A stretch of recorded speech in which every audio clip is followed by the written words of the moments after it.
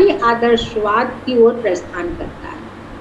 लेकिन जीवन और जमीन के यथार्थ से जूझते हुए प्रेमचंद की रचनाओं में आगे यह क्रांतिकारी आदर्शवाद भी दम तोड़ने लगता है और अब उनकी रचनाओं में जीवन के क्रूर यथार्थ अपनी पूरी जीवंतता के साथ जगह बनाने लगते हैं और इस तरह से प्रेमचंद की रचनाओं में लगातार एक परिवर्तन, एक गति बनी रहती है।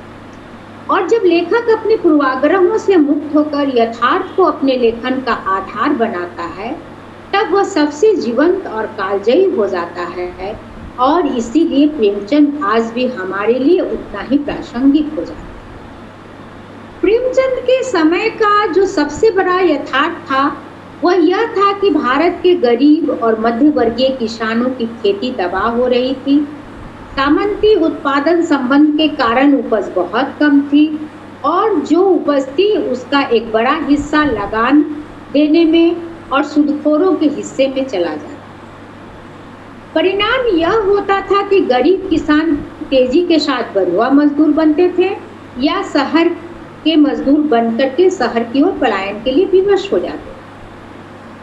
अगर हम उनके उपन्यासों की चर्चा करें तो उनके दो उपन्यास रंगभूमि तथा गोदान में हमें किसानों के संपत्ति हरण और उनके मजदूर या संपत्तिहीन बनने की स्पष्ट तस्वीर सामने आती है।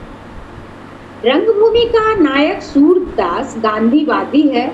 वह शांतिवादी तरीके से अपनी संपत्ति बचाने के लिए संघर्ष करता है, लेकिन अंततः वह पराजित होता है।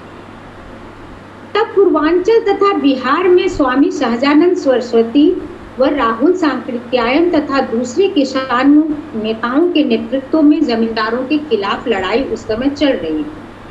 कहीं कहीं पर यह लड़ाई पूंजी के मालिकों के खिलाफ भी हो जाती थी।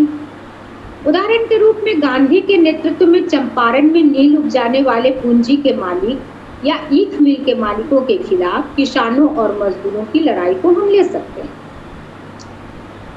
देश और समाज की उस आर्थिक सामाजिक पृष्ठभूमि में सुधारवाद और क्रांतिकारी आदर्शवाद और गांधीवाद से निराश होकर प्रेमचंद ने अपनी रचनाओं में यथार्थवाद को प्रमुख कर दिया।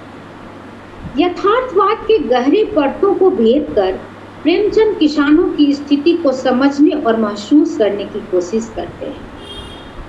स्थानीय तौर पर गांधीवादी किसान आंदोलन से वह निराश हो रहे थे, लेकिन वह देख रहे थे कि जो मजदूर अपनी संपत्ति खोकर या खेती से जीवन नहीं चला पाने के कारण शहरों में जा रहे हैं, वहां भी संघर्ष की रास्ते अपना रहे